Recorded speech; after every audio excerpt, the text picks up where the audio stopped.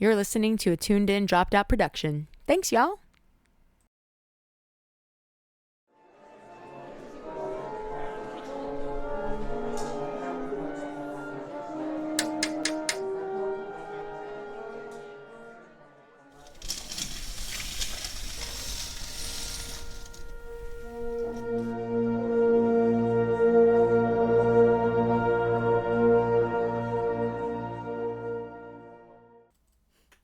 Good to go? We're good to go. Hello. Hello. Welcome back to Unmasked, the musing of two neurodivergent millennials. I'm Callie. I'm Alexis. And we're back. Yeah, we took a week, but it's been a week. We took an extra week. Because it's been a week, I'll tell you that much. Oh, the lives we have lived. It feels like, I truly am like, this past week or month at least feels like 5 years. Truly. So much has happened. So many big moments where I'm like, this is a big life event. And it's like, life event. Left Yeah, we right. expect like one a year. And it's like actually now in every direction. 1 week, one a day. You ready, bitch? Let's. Well, I wasn't, but we did it anyway. I guess to ultimately start, well, first off, last weekend, extended weekend, we got to go to Reno to see our friend Rara and help record her audiobook. So I'm just gonna like throw that over.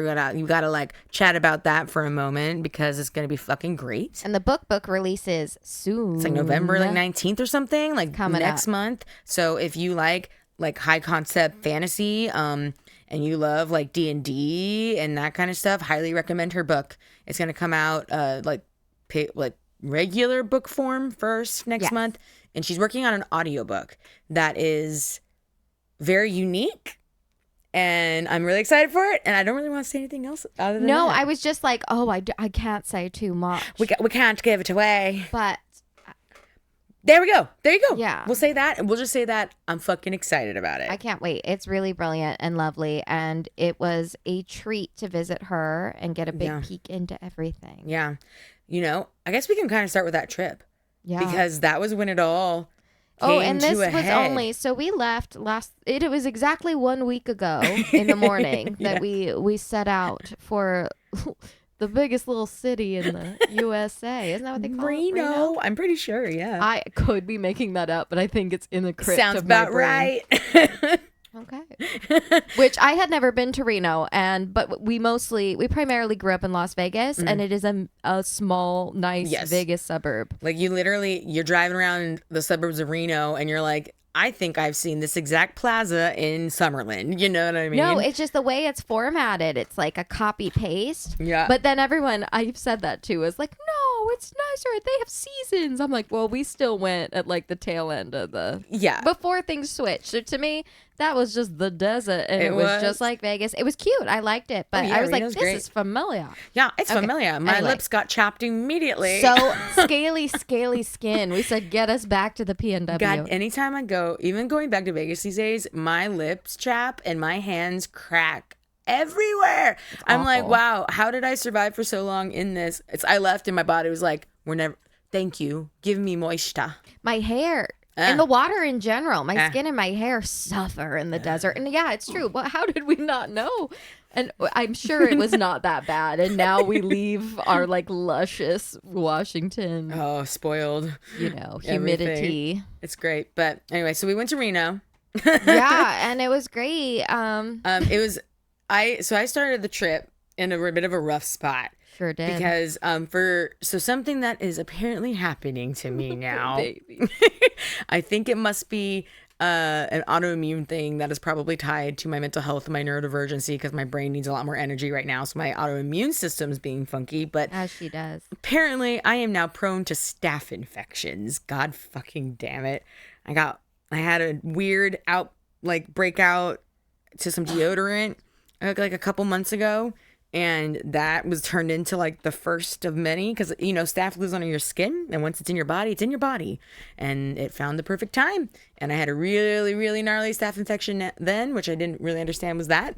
And then antibiotics took it away, and I got maybe one that was worse this time. I would argue this is worse. This one was the worst. This was the mama. The mama of so far of staph infections that I have. And I've never heard or seen anyone go through a staph infection. My mom was saying apparently my dad had one, but it didn't present on the skin. It was like his blood had staph. Jesus and I was like, that sounds worse. Devastating. I know. I'm like, I'd rather see it localized, Me actually. too. Ugh. God. But it basically it infects your skin and it creates like it's like a boil-ish kind of best way to describe it. Or like it's like an under the skin infection that grows, and of course like there's like a sac and it's pussy and stuff. But what happens is, I'm just telling everybody what staph Trigger warning. Trigger warning. It gets creepy. Pus. It just like creates this like little, basically, it finds a way, the way it wants to like manifest is it peels your skin back.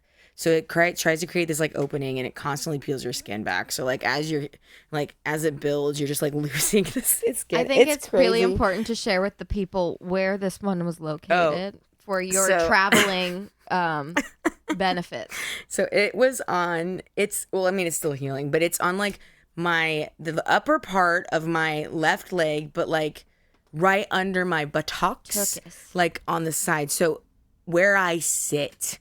On like the outside of where I sit is where this fucking infection was. And I'll tell you, staph is painful as fuck. I'm like learning. It's just like constantly just kind of like a general little like, I'm here. And then if you move or you hit it in a weird way, you're just like, fuck. But I was just kind of trying to wait it out. I was like taking care of it as well as I could. I was like, it'll be fine. I was trying, and I was like, it's fine. We're going to go to Reno. It's going to be wonderful. It's going to be great. The plane ride there definitely angered things because on Friday morning, I was like, I have to go to urgent care. We need to take care of this. We were in like a guest room and we shared a bed. And every time I woke up the first night, Callie was not there because poor baby was so uncomfortable. And then you were already gone in the morning, I think. You were like, I'm at urgent care. Like, poor thing. Oh, yeah, that day. Yeah. But anyway, so that was fun. An interesting way to start it. But it's nonetheless, I was having like a great time. Yeah. And it was really wonderful. But like that was great, crazy. But then I finally got taken care of. And it's like all the stress from also last week was my last week at my last job. Mm-hmm. Wednesday was my last day. That was the same day that we got ratified as a union. Incredible. And thank goodness we did, because last Monday I started my job with the union, and I wouldn't have been able to do the job if I hadn't been in the union. Right. It kind of came down to the final wire where it was like a 98% confidence. But there's always a couple percent. I said that 2%. It can be it'll keep you up at night. Especially when your like whole life's trajectory is currently dependent on it. This one thing. Yeah. So that big old switch. Yeah. It's stressful enough to like take a couple days off and take a trip and then just like start something new as soon as you get back. It's a lot. And so I think it was just like my body was feeling all that weird stress, because it's like you can't really feel it when you have to go about life. This is great because we're going to get into like mental health shit. We have to, because boy, it's been an unraveling this week. We've each had our own journey. I'm in the thick of it still. I think you're recovering beautifully. I'm like, we're doing what we can. Right back at you. I was like, I'm still in the thick of it, but I'm finally like surfaced enough to be like, I can breathe. I'm like, my head's above the water. Mm-hmm. So I'm like, I can tread water and we can make it through. Yeah, today does feel like that. It's like a treading water where I'm like, I don't necessarily want to do the things, but I'll do the things. I can do the things. Right. Last couple days could hardly do the things. Yeah. So we're there on Thursday, Friday. So also to start, like traveling is very stressful for anybody. Oh. I mean, not anybody. Some people travel really well. I, in my older age, it is a stressful experience. Like having to like find your way to the airport, make sure everything's correct. It's a very uncomfortable experience sitting on a plane. They could stop making planes so smaller and smaller and smaller. Like the people next to me, it's like, I'm so sorry. We have to be absolutely pressed against each other for 2+ hours. Great. Cool. Like, everybody's comfy. Everybody's happy as a clam. So it's already uncomfortable. But we got to Reno, which was great.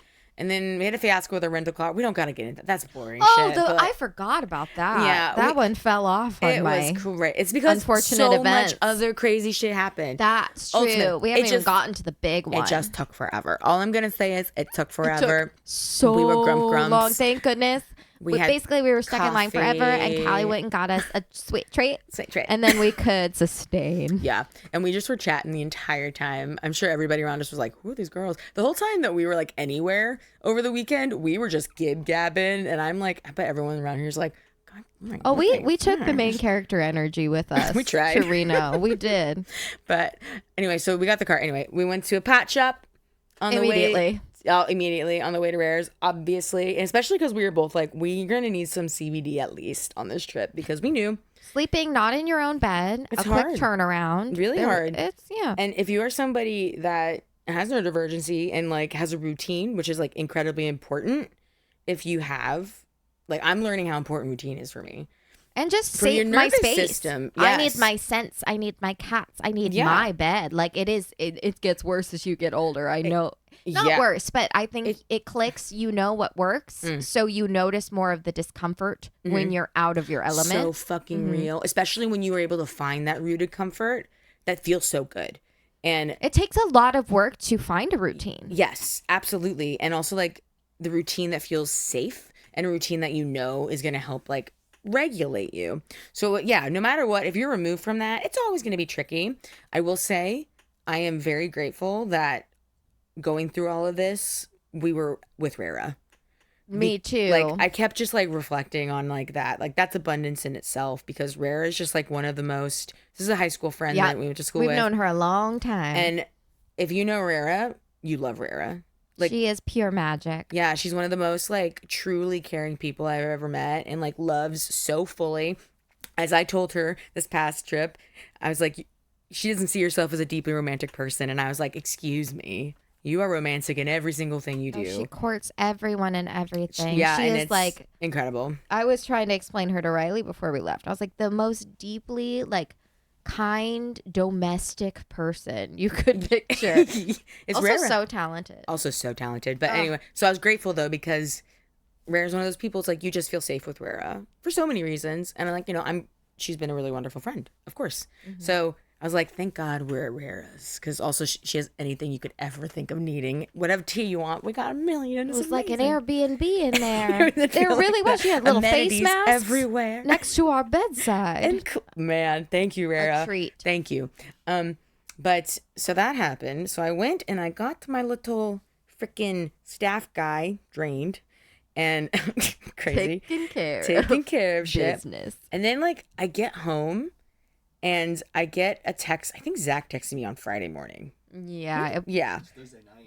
Thursday night. Happened. Never mind. So I got this stuff. But it had to have been late, because I don't think late. You didn't tell me till the next day. Yeah. I think it was like later. I might have gone to bed. Anyway, I crashed and you were up. What can I say? Look, I couldn't sleep that night for a lot of reasons. But then Zach texts me and he lets me know that, because he was watching my kitties here at our house, and we have a little laundry room next to my room, and back in 2020 it flooded because of the hot water heater, and we dealt with that, but it flooded again, and we got our basement like flooded. At least my room was pretty flooded. It was very similar to the thing that happened in 2020. Actually it's flooded like 3 times, I do believe. Last time we caught it pretty quickly, but like it did a little damage, but they didn't take care of it properly. So anyway, so we get a text and I was like, oh, it happened again. Our house is flooding. Well, we're not home. Well, we're not there. And Zach's the fucking best, and he took care of it, and Riley and Kaylee jumped in and started taking care of it. So I'm really grateful that people were here to all the housemates really. Yeah. Ooh. Yeah, everybody understands it. So and Zach, you're included. Yeah, absolutely. But so we got that text. So we're also like, okay, well, we are out of town. We are not home, and this crazy thing is happening at home, and we're already, moving through what we're moving through because life has been chaotic. But I just remember literally. That's right, because then I went to get things checked out, and I was like, okay, well, this is at home waiting for us right now. We can't do anything about it other than stay in communication. So I think we both were like, we are going to just enjoy. Oh, I had to make this whole situation like a distant fairy tale the weekend. Like I was like, we need to talk about it. We need to check in. But I'm like, we can't register that information. No. Like there's no way that we can physically be there doing things. We can answer questions, but it's like we're not there. And it was also one of those things where it's like I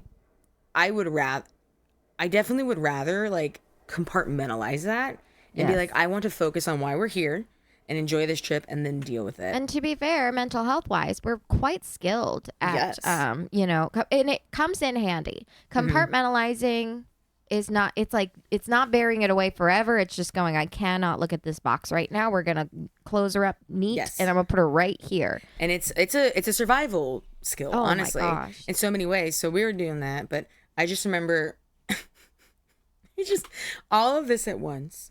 Oh yeah. And we're just here trying to do our thing.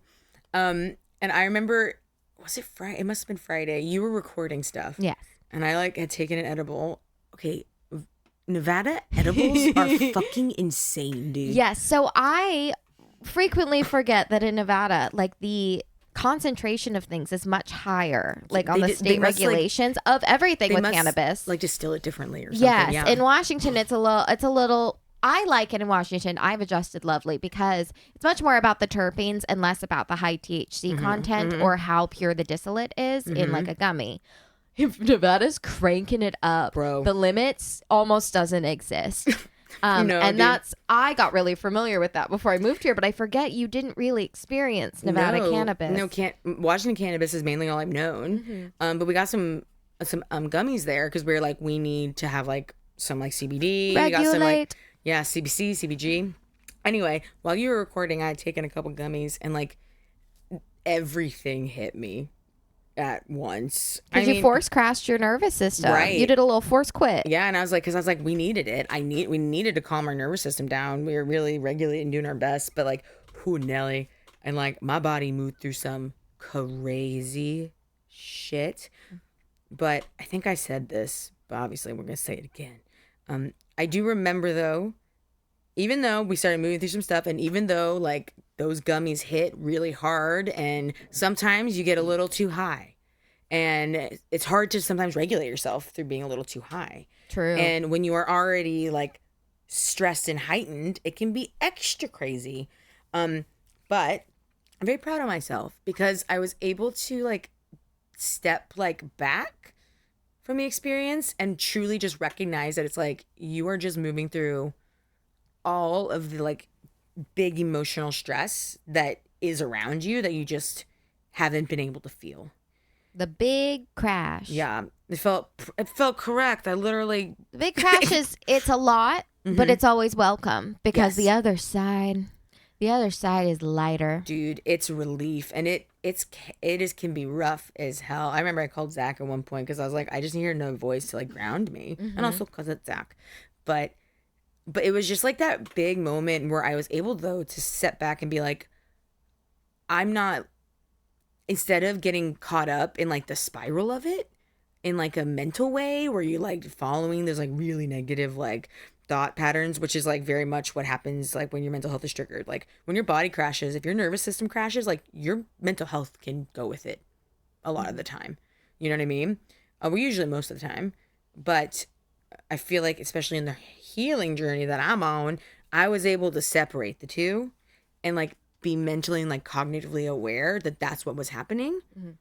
And it helped me like I think move through it for sure, and have a lot of aha moments through it. Do you get this? I do, and I'm thinking about just how I experienced the big crash too. Because you had one too. And then I forced to it, right? Like this is why also I use cannabis as a tool to do that. Yes. But it's interesting because for me, it's not. I understand there is a risk of a mental crash too, but I like do the little force quit on my nervous system, on my body, and it gives my brain a break. Yes. It's the only thing that gives me a pause button. It's the only thing that minimizes some tabs for like a little bit. And with both of us exploring the ADHD diagnosis, God damn, this makes sense. And I know it's something that you also experience where it's like the constant future casting, the constant 10 steps ahead. And so I'm very grateful, even though it can feel insane because we're not used to giving over or checking out or being blank for any, unless we're asleep, right? It's like, oh, I can sit here and just be like actually relaxed and like present in a moment. That's wild. But when you're holding on through so much extra that needs to be released, that I think is when the crash is like ultimately very overwhelming. Yes. And I think that can have danger of being like, how much rest now that I'm down? How much time am I going to need? Because we don't have, life doesn't give us that recovery time. No. It's a little scary where you're like, we can't big crash. And we're a little afraid of it, but we also desperately need to do it. Yeah. But it's one of those things that I feel in that moment in particular, when it started happening, when it started creeping, I was like, okay. And then you're just like, let's fucking go. I got to that point where I was like, if we're going to do it, then let's do it. Arms wide open. Let's go. So it was nice. I definitely felt like I moved through a lot of big, like, just like, you know, I think moving through the spirals that would arise and why would they arise for like what's happening right now. I feel like I was able to kind of move through that and understand it in a more like outside way. Kind of, if going back to internal family systems, like I could separate and be like, that is a belief system that does not actually serve me. But like bigger ones than I've kind of touched before. But also we're digging into a lot more. You know, we're getting deeper these days. I know you are as well. But like even like, with my therapist, we're doing the work. But it was very nice to have that come down at the end of the day. It was hard. It was the first time I also like really tried to, not the first time, but like I actively made it a point to like take care of myself in a space where, you know, we were visiting and we had all these things that we needed to do. And we were like, you know, kind of, we had like a short amount of time to get a lot of stuff done. There was a different game plan for that day. And that's really hard to be the person to say, I have to deter this game. I can't actually play the part I was supposed to play in these plans right this minute. Yeah. And that is so hard, especially as people that are literal performers. You don't get a day off. You don't take time off. You fake it till you make it. Yeah. And then you show up and it's all about what other people think in that moment too. And thank goodness we were in a good, safe space where no one thought much of, you know, we knew we could watch what you were going through. Obviously, you're allowed to advocate for yourself. But I also recognize what a big deal it is to actually do it. Thank you. I appreciate it because I got to that point where I was like, I just need to, I got up and I took a shower and like I laid down as long as I needed to. And I just took that time. And, you know, when it came to like checking in, I was like, I actually can't do anything today. But like for me, huge decision to be like, actually my needs trump what I need to do right now. No, not what I need for myself right now is important. And I trust that I am with people who understand that. And I was, and it's so easy to, I think, stop yourself from fulfilling your own needs when you need them sometimes, if there are people that you are not wanting to disappoint. Absolutely. And I think it's also a big exercise in trusting your own capacity and understanding of your own capacity. Because what you did really beautifully last weekend was you set that boundary. You made it. It was not easy to do. It was a little uncomfy to really hold in it and say, actually, we need to repaint what this looks like right now.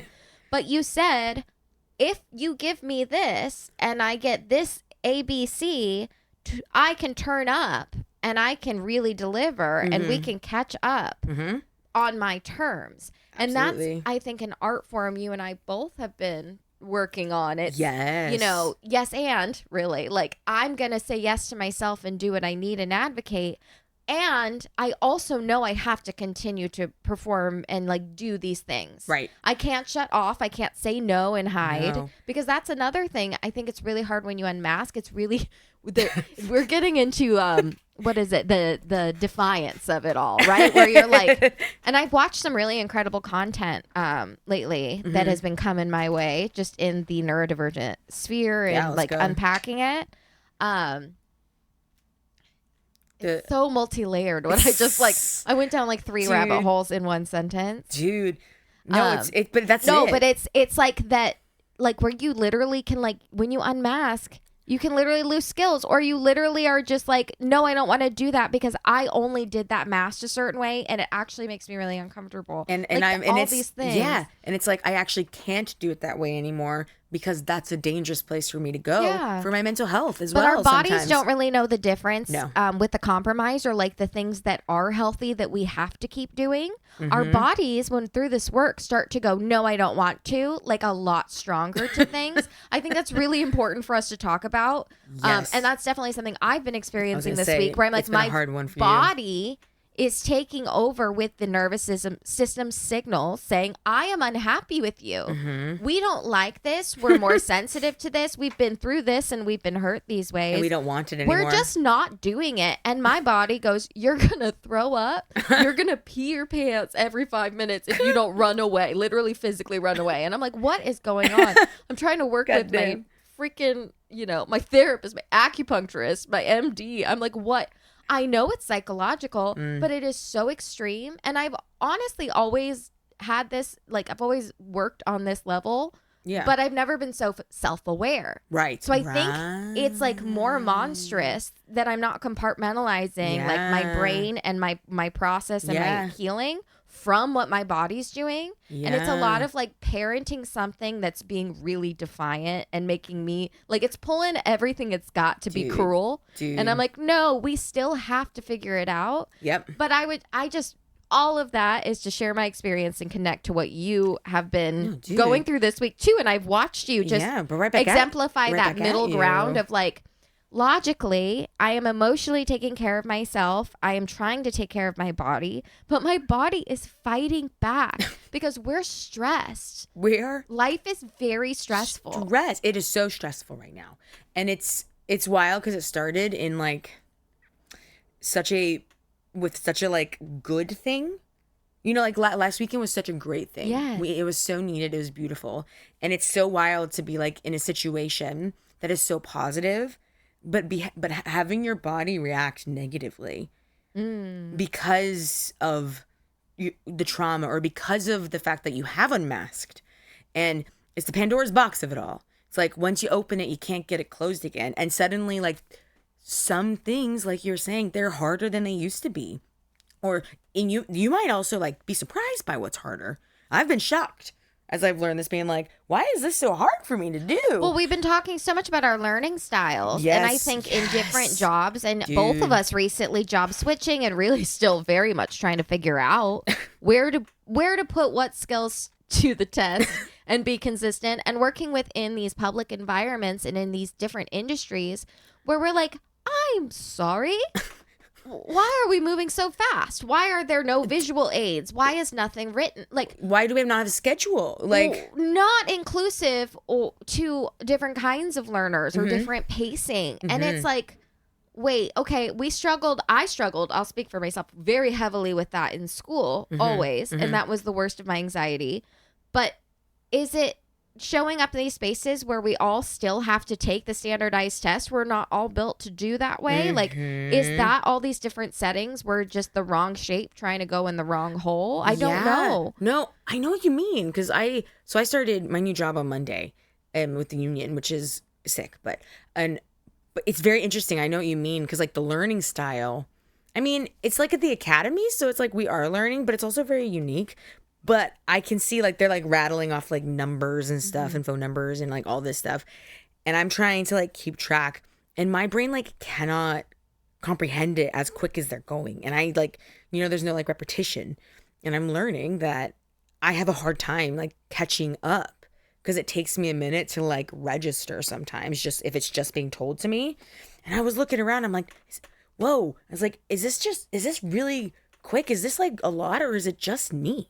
And like, I'm sure it is for other people, but it was that moment where I was like, why is this such a challenge for me? Why does it feel polarizing? And why do I not feel like it's a safe space to say, hey, I need more. I need an accommodation. Right. Like, and it, and that's, I don't know. There's that resentment that comes with, why do I have to be the brave one and risk someone having feelings about me, asking for what I need to do things correctly? Correct. And it's just like constant circle.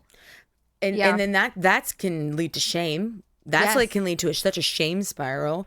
And then So going back to like all the other like crazy shit. So we do this, we do a wonderful, we have a great time. We had such a nice time. Wonderful time. Regardless of we got to be events. We got to be creative, and it was, I think this is an important part to all of this as well.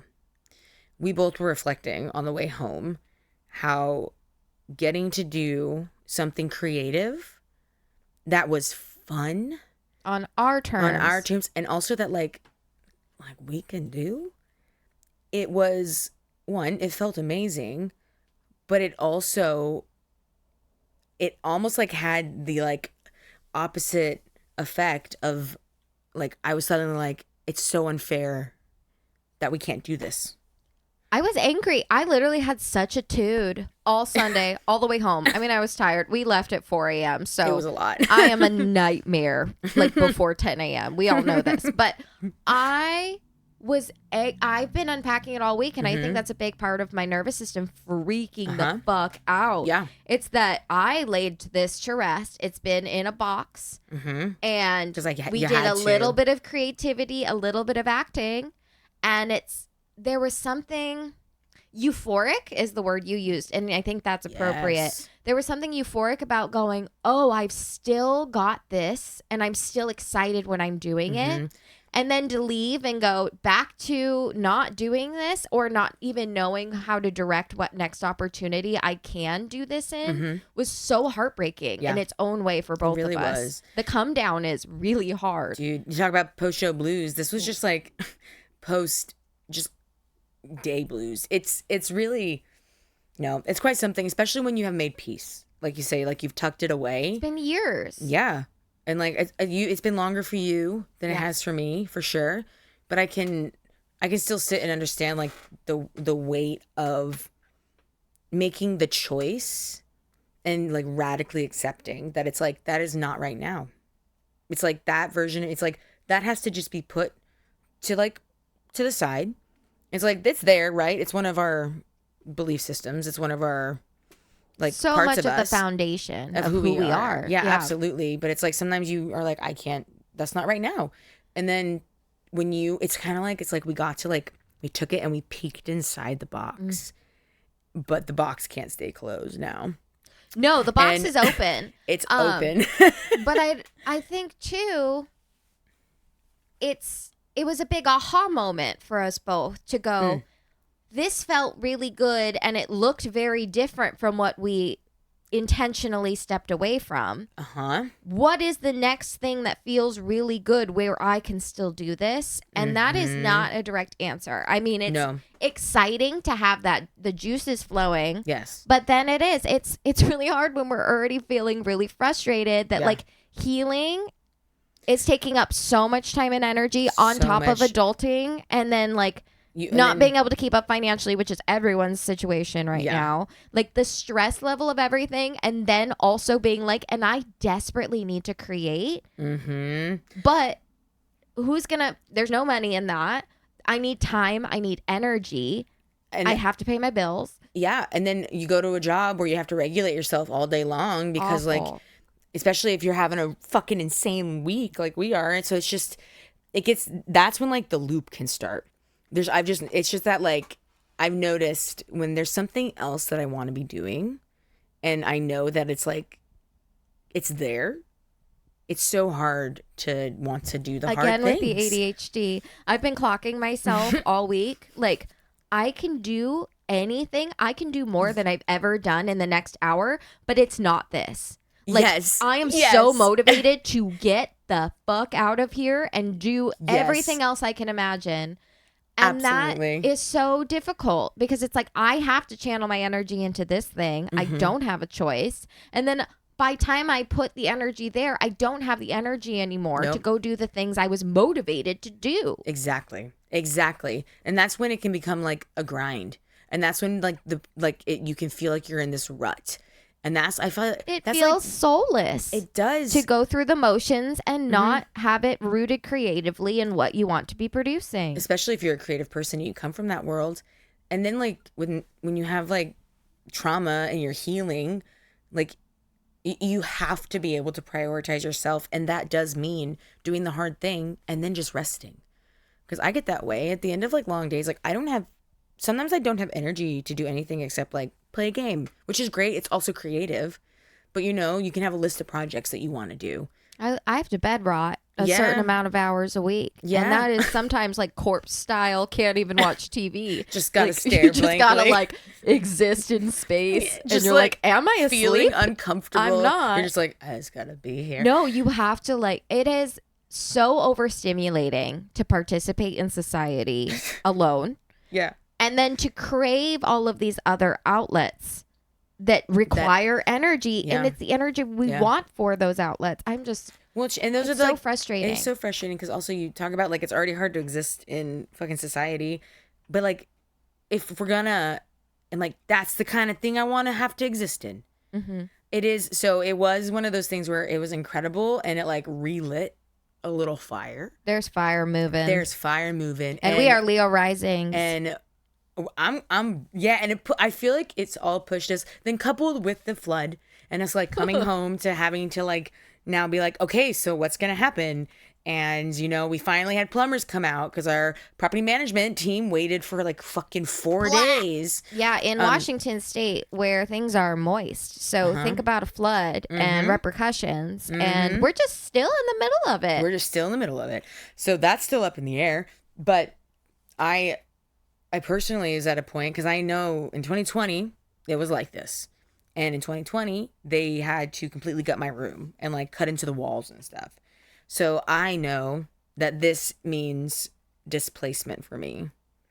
And I mean, maybe for who knows? Yeah, I'm honestly, on the basement level too. Luckily, the water didn't reach my space but it doesn't or mean my that, things. like, but I am on the ground level, same ground floor. Yeah. And from what they're finding, it's a much worse as far problem. as plumbing goes, depending on how invasive it is, we don't know. Yeah, we don't know how many of us are going to be displaced at this moment, and we're pushing for answers, and we're just really not getting them on the timeline I think is appropriate. So we're just like out here having to be like, cool. So we're taking literally all the shit day by day, being like, cool. So I'm planning on the fact that probably gonna have to pack up everything and move. The first week of your new job.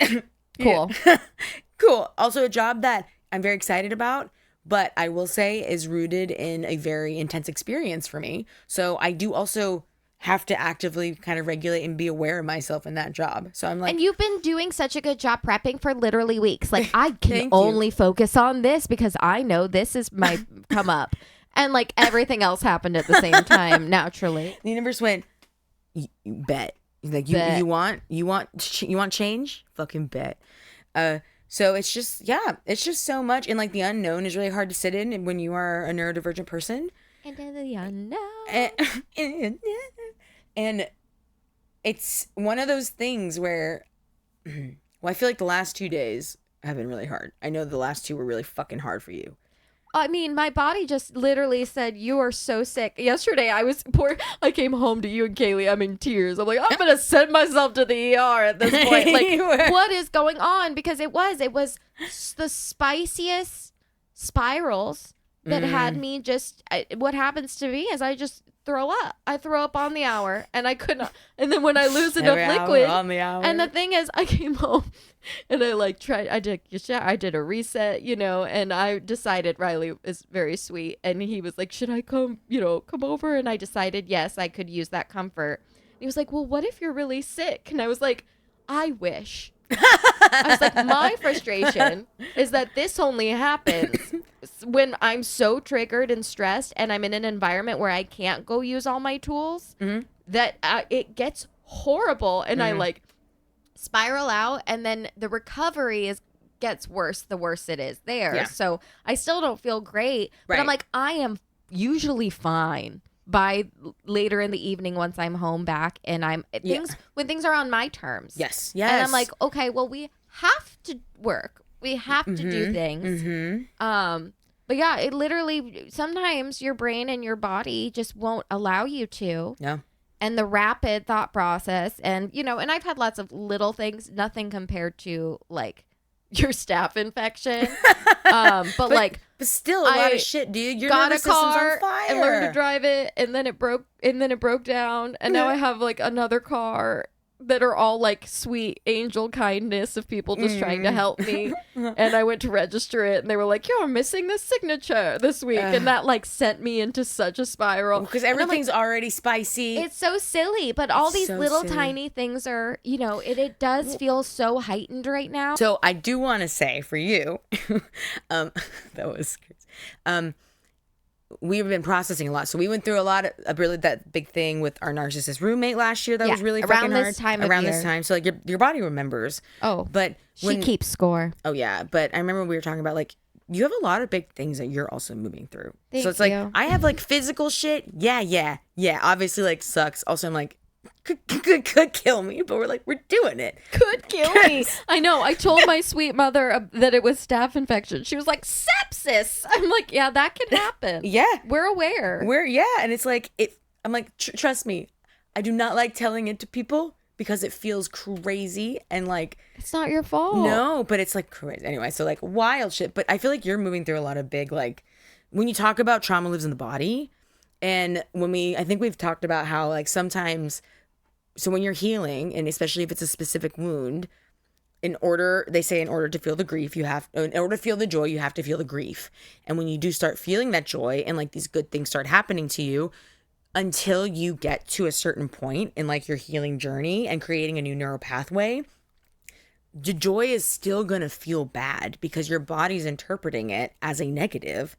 Well, I definitely was kind of underwater is how I describe it for a few years, right? Like just really had to, and because I was in crisis mode all the time, but that was my base. And I'm so grateful to be in a place where, I'm experiencing like real joy and real high highs. And it's been magical, and it does make the really low lows feel more manageable, and I understand them more, which is great. You understand, like, you can understand where they come from and why they're there more. You can like look at them objectively. They're safe enough to come out. These feelings are coming out, and it is brutal on the body, and it doesn't always make sense, which is why I just started IFS and parts work, and I think it's going to be hugely beneficial. Yeah. So I'm very excited. I'm only every other week right now. I'm like, oh, where can we change that? Like, I need more. I need more. But more? I think it's just the stages of like, you got to take it as it's bubbling up. Yeah. But when I forget sometimes it's lots and lots of years to undo, and I'm only a year and a half out. I really am. Which is crazy because like I can imagine it feels like a lifetime ago. Because it does. Because when you talk about like chapters closing, it's like when a chapter closes and you're finally moving on, or you're finally finding your footing, it can feel like it was fucking ages ago. And it could have just been a year. Well, and you're not connected with yourself at all when you're surviving exclusively. Right. So living and being in your body for the most part, like I'm always going to have an anxiety disorder and whatever else we're exploring because we know there's more. And I'm finally in a safe place, and I'm establishing where we're going to unpack it with a professional. But it's like when you are not hooked into yourself at all, it's so much less painful in its own way because you just completely disconnect because our nervous system knows how to take care of us. I always describe it as like the dissociation of I'm watching a movie which is first person of my life. Yes. Like that's the best way to describe it, especially like going back through memories. That's how it feels.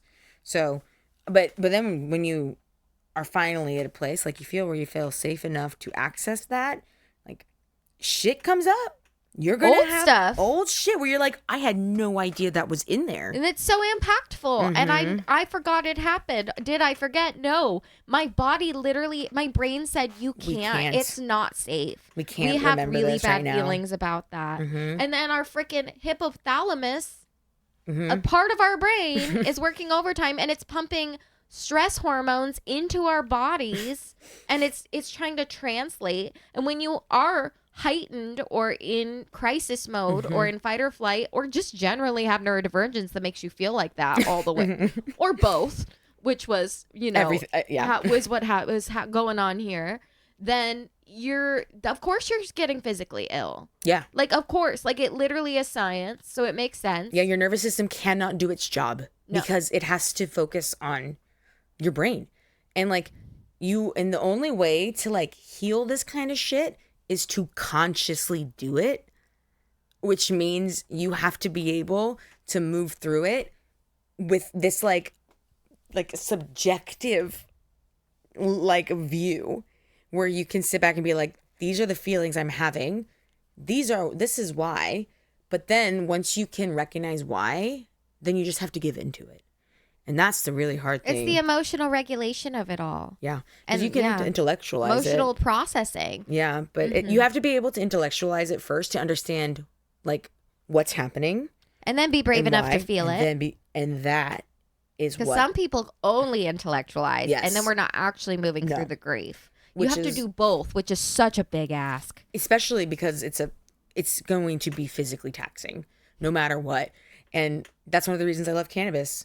You know, I find for me personally, everybody is different, but like you were talking about before, it allows the body to do that. Because, you know, for me, I'm like, you smoke a certain strain, you have certain terpenes that are helping sedate, and you have certain cannabinoids that are helping regulate your stress, and your body can relax, right? If you can shut down your physical body, like your muscles and CBD is my personal Lord and Savior. Dude, it's the most like beneficial that we know so far. I mean, we're doing a lot of research, but CBD is incredible. And when you can shut your nervous system down like your body, for me, it opens the door for me to do the mental health work, for me to like face that. I can get tasks done. Yeah. I can clean something that and then process. Like it happens. So like it's a huge tool for me. And I guess some people can avoid it for sure. But, you know, if you can be intentional with how you use cannabis as well, it's an incredible tool. Right. It's like the tricky part is I don't need to numb all the time. Yes. There's a very fine line between numbing and resting. Yes. With the tool. Yes. And I think, you know, no matter what, it's a trial and error. Sometimes I'm like, oh, I was disassociating and I used this to do that. Oh, yeah. And maybe we don't need to use it that way. Not all the time. Sometimes you need it. Well, sometimes you got to like force crash. Like crisis mode, again, you need a force quit. And I speak from experience, way better than like harsh pharmaceuticals, like because I mean, to be fair, I want to say I am so pro meds. I am so pro mental health meds. Yeah, I have had a spicy experience personally, and I could say I've watched people very close to me that are very dependent on mental health medications. Totally. Experience such side effects. It is not a perfect science, so it just comes with so much, and I'm so grateful that cannabis comes with the consistent relief without the side effects. Totally. I mean, other than being a little munchy. Oh well, like twist my arm. You mean I gotta eat a salty sweet right now? Snack. Give me one of them chocolate covered potato chips from Trader Joe's. Grapes are so good high, and you're high? Man. Cold crunch? Ice cream. Okay. Anyway, no, but it's true. And like I also am obviously very pro med. I am on meds, and I have like my emergency med, which is like gabapentin, which is like a forced shutdown. Ativan, baby. Like, let's go, you know, for like the big moments. But I also would rather turn to cannabis, which is like a natural healing. It's literally nature's medicine. If you're interested more in cannabis, Yes Be Cannabis, it's my other podcast. It's really fun. I talk really about important weed. to listen to. Anyway, sorry. I've been talking about it a lot this week, so I'm excited. But anyway, but having that tool is incredible. And if you can find a way to use it and you can start processing in a safe way, because this also allows your body to feel safe.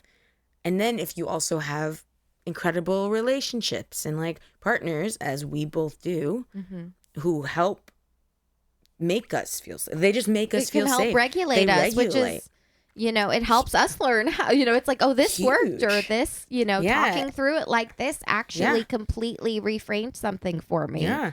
And having the right kind of comfort and safe space to do it in, that's huge. Yeah, and it can be a game changer. I can say it is a game changer. It is. I would say like my life started changing dramatically once I met Zach, like actively, you know what I mean? And like in a great way, obviously. Yes. I think the big combination of having romantic partners that fulfill that in a certain way, and then also finally being physically together in community has been, because we've always talked and supported each other, but like it's very different to be physically here moving through it all.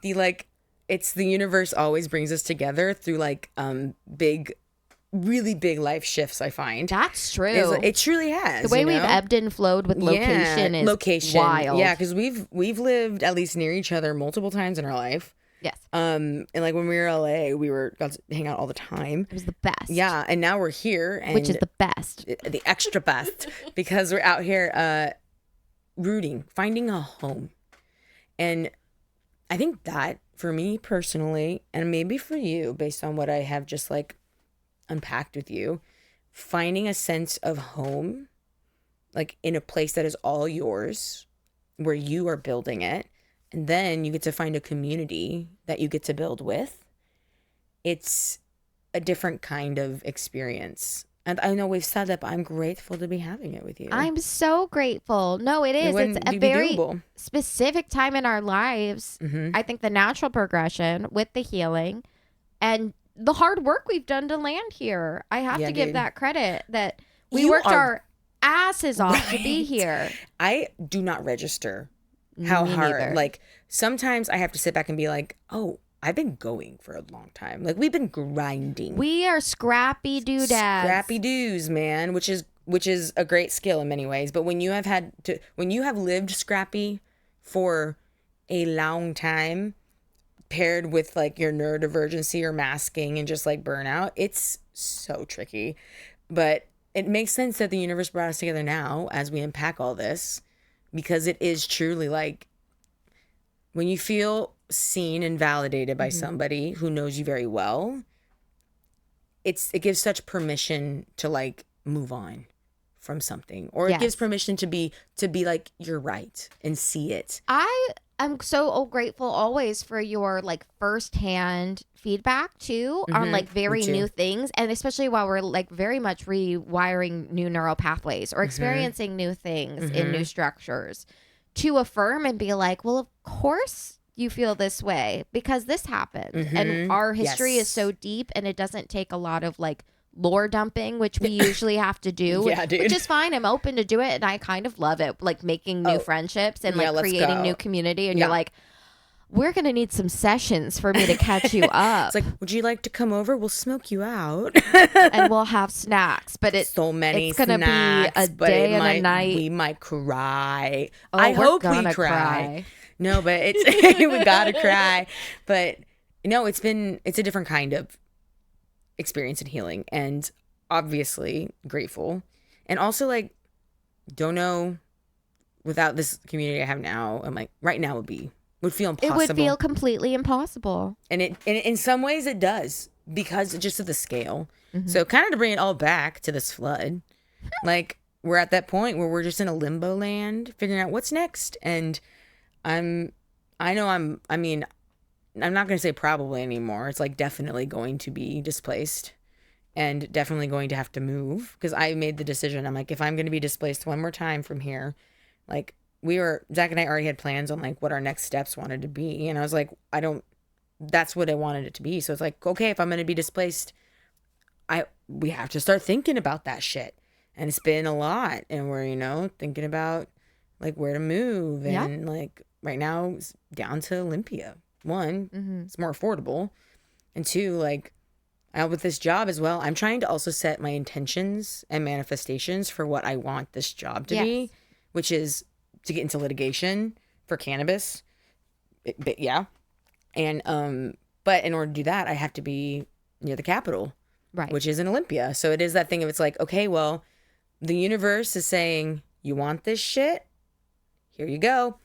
Plops chaos in your life to see if you can withstand. You bet. Well, and it's all about being able to, like, it's the karmic cycle of being like, you've been in these situations before. How are you going to handle it differently now? You've grown. We've watched you go through it. You sat with it and you gave yourself some notes. Yeah. It's showing up in this new, different way, and you have to break the cycle. And how are you going to do it? And how are you going to do it? And I feel like that's happening for all of us right now. Like, it's truly this like huge push of like, it's like the unveiling of the next chapter, where it's like, here's the mess, like here are all the pieces, how are you going to put this puzzle together? But you get to decide how to put the puzzle together, because it's like abstract as fuck, which is amazing. Right. They're like blocks, and we get to build whatever we want, but it doesn't make it any easier. Legos. Honestly, Shout out Riley. Shout out. Our roommate Riley is a Lego different master. Riley than boyfriend yes, Riley. Different. Yes, we'll differentiate. Yes, but I just have to throw in he's a Lego master. Anyway, we will get into that at some point, I'm sure. But it is just it's just been chaos. It has. I'm proud of you, though, for thinking forward. I think for me, my big mental health thing when we were like, we're just going to talk about where we're at. I also named it last night, finally. And I'm like, okay, why I'm freaking out? Because with the flood, like, yes, mold's a concern. But I have a really spicy history with my anxiety turns into OCD. And I become very obsessive. And the things that I fixated on are like invisible parasites, invisible illness. Like cleaning you used to wash your hands. I used to wash my hands right? till they bled as a child. Yeah. I have like very, very extreme like I don't know how to name it, but it's not normal. I've always fallen into these like unbreakable thought patterns, and I've gotten a lot better with it. I'm like regulate. I've worked really hard on it. I'm an adult now. Like I'm aware, and I try to, but I have been spiraling out completely about like mold is spores that are invisible and they're, I'm researching obsessively, like we're doing it, and I'm finding myself so dangerously close to the new spiral. Yeah. And I'm so grateful though at the like progress to be able to like talk about it last night and just stop and go, hell yeah, this is a big thing for me. Yeah, dude. Even if it is a big concern, it's something that is like fair to be upset about. Yes. But I also am like, oh, no matter what, I'm going to have a crazy reaction to something like this because that's a part of who I am. And it's literally how I've always worked. Well, also, like, understandably so, no matter what. Yeah. Like, this would be hard for anybody. Thank you. But I think it is so extreme. And I'm like, wow, I am being intense. And I'm like, because those parts of you, even though I can name them and I'm always on the lookout to stop them and regulate them. They're there. It never goes away. Yeah. And that's why I'm so grateful to like have, a new therapist and like be doing things and to have my community around that so gets it and then can so see it too. And I can be like, am I being like insanely neurotic? Because we need to talk about it. I'm trying to keep the self-awareness through the triggers. And that goes back to like, it's a balancing act. Oh, it's such a balancing act. And how grateful I am to live in a community who understands and who also is not afraid to say, hey, like just a check-in. You can't hide the spirals. It's not good for you. No. And the thing is, we also all feel safe, I think. Yes. To exist within them in the community. So I'm grateful to have that. And you're doing a really fucking good job with how much stress is happening. It's true. Because like I said, flood's stressful for anybody. And like, but especially when it's your home. I've been feeling so extra, but I think too, I'm worried about everyone's health. Yeah. Like there are valid things, but I think that my brain and body are experiencing them on a level that is also like not sustainable. And I know that. Yeah. And I'm going to have to find ways to regulate that. And so we'll get there. I'm like, I can't even think about next steps. So that's why I'm like, you're also in a more hands-on position where you do not have a choice in your space. So it is a different experience for sure. But even me going, I could be displaced, like that has not sunk anywhere near my brain or body yet. Yeah. Because I don't think I can. I think I'm going to have to get someone to do a mold test to even be able to accept next steps. Yeah. Which is normal. Again, it's like asking for what I need because I need very specific things to function because my body will literally be sick until I have a solution on this thing. Yeah. And also like asking for something that's like, should be a no-brainer too. I'm pissed. I'm pissed. We all kind of assumed like the state would have like a health department service for this. Absolutely not. Not in Washington. All private, commercial, anywhere pretty much. Renters are fucked when it comes to mold issues because they're responsible for like the event that happened and the damage of the property. But it's literally all they're responsible for in Washington state is making sure that renters are aware of the risks of mold.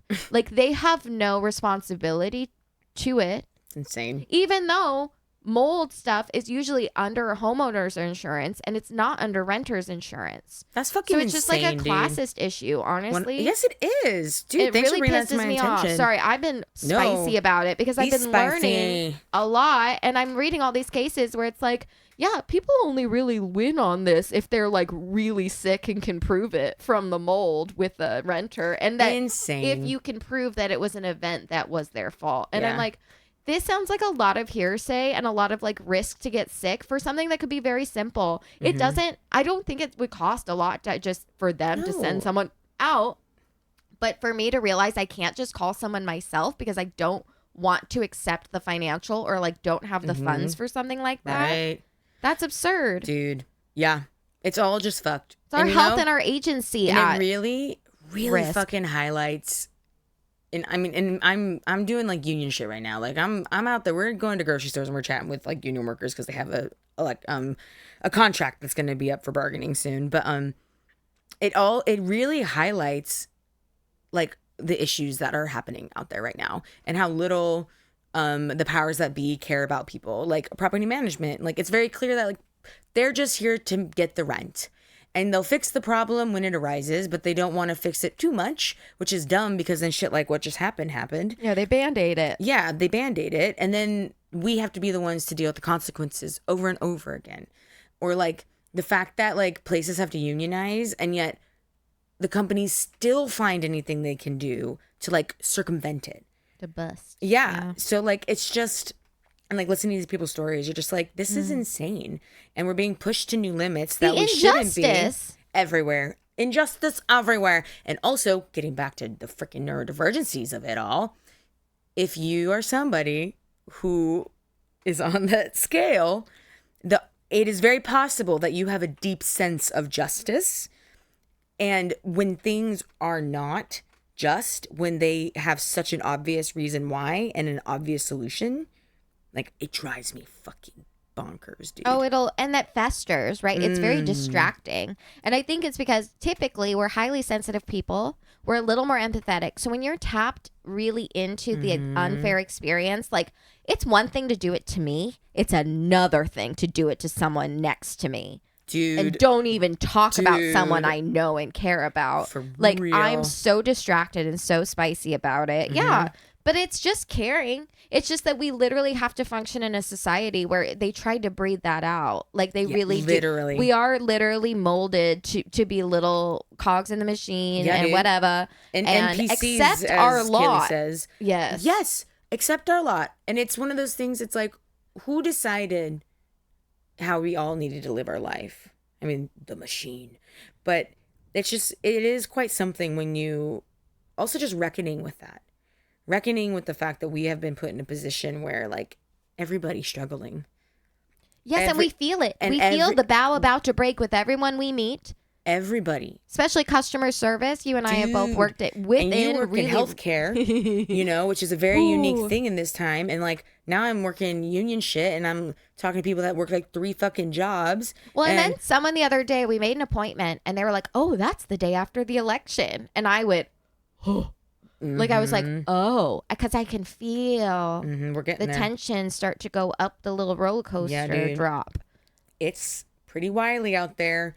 And it's truly a highly sensitive person's nightmare in many ways because it is so easy to get overstimulated. Yes. Simply by like having a conversation, going shopping, going to the grocery store can be overstimulating right now because everybody is just not doing well.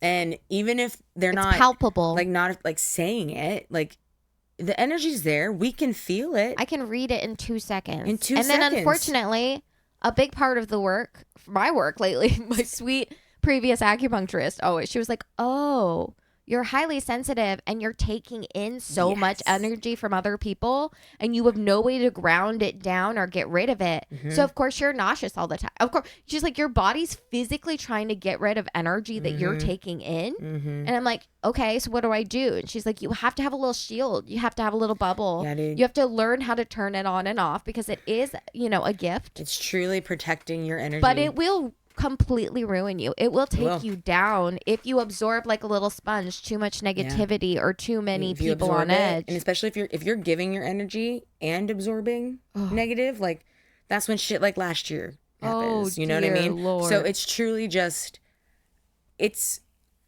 rough out there in general. We got a lot of shit moving in our little circle. Like moving through big feelings. I mean, we out here. We started this stinking little podcast because we're like, we gotta talk about our shit. Because like we both have this child performer wound, which is real. And obviously a lot is rooted in those early days. We'll get into that later. But it's just so funny to also be like, living life right now, like this, every part of like what we talk about here, like we're talking about traumas, we're talking about neurodivergencies, we're trying to break it down. This is just, we're living the example of why we live in it. A big part of it too. I love this week because it's like we have plenty to dump and that we're in the middle of, and let's just be really authentic about how these experiences are triggering us and where we're at on this topic. Oh yeah. And like, it's so, yeah, exactly. It's like, you have to be able to talk about it, being like, even if your day-to-day seems normal, and even if like everything seems like quote unquote okay in your life, but if you're still feeling like stressed, if you still feel like things are just hard, that is so fucking valid right now. Like, don't gaslight yourself. It's crazy. And if you're neurodivergent, it's extra crazy, bro. The world is full of chaos and a lot of grief right now. A lot of grief that people don't want to process or can't process. And if you can't handle it, I also hold space for that. Yes. Like taking in the news, and if you're privileged enough like we are to be away from a lot of it and like at an arm's length enough. And we live in Washington State, which is the quality of life here is different for the most part. It's pretty fantastic. And compared to the rest of the country. Yes. And it's just... all this to really say, like, I affirm, if life is hard right now, it is hard. And it just feels hard because energetically, it's hard for most people. Yeah. And we're just taking it in, and we are but cells feeding off of other cells. We are just atoms, and it's... and also, you know, we're all sitting just watching things crumble. And that's kind of the craziest part. And trying to take care of each other through it. That's why community is so important. That's why when all this comes crashing to the ground and is sitting in a pile of embers, you got to have the people that you're going to rebuild it with. Hold on tight. I know. And I'm grateful that, you know, things can be really bad. I've been incredibly, most of my spiral lately is just being financially stressed. And that, you know, it's just life catching up. I switched jobs. I took a vacation. Yep. And it hasn't been very long, and it feels like it's been a long time. Yep. And I'm going, I should be in a different position. Right. But so many people are in this, and it's quite something to go, no one is ever going to let me actually fall completely. Yeah. Like, I can have nothing in my bank account, and I'm going to be okay. Mm-hmm. And that is a wild thing to process and believe. I think that I've had the support in the past, but I think I fully believe it. And I think I'm confident enough to ask for the support I need for the first time in my life. Ask for what you need. And it's not easy. Nope. But especially if it's ever been the used lesson. Exactly. Yeah. I think that's your karmic cycle too. Huge right now. It's also my karmic cycle right now. Yes. You know? Asking for what we need. Asking for help is so hard. It's the biggest shift, but we're doing it. That's another reason this week feels crazy horrible. But I also say, like we were kind of talking earlier at the beginning, like today feels very different than yesterday. Different energy. Like something shifted in general. I was a grump yesterday morning. Thank you, Zach, for dealing with me. He's so sweet and kind. But we got to a different point today. I'm feeling it's just more of a resolved, like, then let's fucking do it kind of energy where I'm like, challenge accepted. Yeah, it's like if I have to do it, I'm gonna do it my way. That's also where I'm at, where I'm like, I have a game plan. These are the things I want to accomplish. I'm gonna figure it out, and I also want to do it how I want to do it, which is empowering. It's great in its own way. So take those reins, even though it's really annoying sometimes to have to do it. Especially when it's not something that you can control. But they say everything happens for a reason, and I can sit back and really recognize how every single thing that has happened in the last month, but week alone, I'm like, I see why. I know why. It makes sense. And watching that karmic cycle break and watching the next chapter really begin, and then we can get woo-woo with it, and the universe saying, oh, you say you're ready? Let's see. Prove it to me. Yeah. But then you do. And then you're suddenly like, oh, I'm here. New thing unlocked. Yes. Yep. Which is exciting in its own way, but also when you have neurodivergency, change is really fucking hard. Any change, even the best change, can take... We're going to have some reactions. No matter what. We're going to have to move through them. No matter what. But it's getting easier to separate the scary feelings from the great feelings. Or to just be like, yeah, feel this, but we'll move through it, and then we can get back to the really positive part of it. Because it's positive. Like, Zach and I talk about it. Like, yeah, it sucks to have to, like, move last minute, and I, wasn't necessarily ready to say goodbye to this space that's been my home for 4 years, and where I really discovered this version of me. It's a lot. It's loaded. But I'm like, how exciting. We're going to start the next chapter that we've been excited about. You know what I mean? And that's great. And that's so positive. And, I'm like, I get to live closer to where I want to be working eventually. And it's all good. Great. Yeah. It's just, it's the radical acceptance. That's what this year has been about. Radical acceptance of things that are out of your control. You bet. And just trying to figure out how to tailor the events and the circumstances to your benefit as you get stronger and figure yourself out. Dude, and that's the hardest part, is being able to like see a pile of shit like compost, but be like, and look at that little flower growing on it. You know what I mean? Being like, there it is, that's beauty. Yeah. Like, wow, abundance, which it is.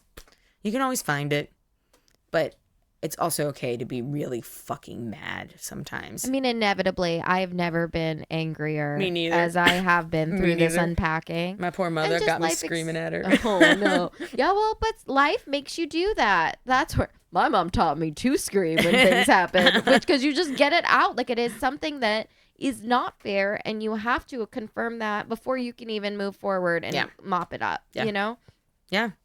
Nah, man, it'd be crazy. Producer, how long have we been talking? 111. You kidding me? Whoa. That was 5 ones in a row. Yeah. I've been getting so many today. I got 222, 333, and 444 today, strong. Dude, and I was busy. I was okay. I was getting 999s everywhere. But anyway, we'll talk about it. We'll get into it. Obviously, we're witches. We're big into angel numbers and astrology. Let's go. So I think we can bring it to a close, because I know this has been a big doozy of a lot of feelings. But thanks for listening to us talk about the chaos. But honestly, we thought it'd be a good thing, because we're experiencing literally what it is like to go through really big change with a very spicy nervous system that you are actively trying to work on and heal.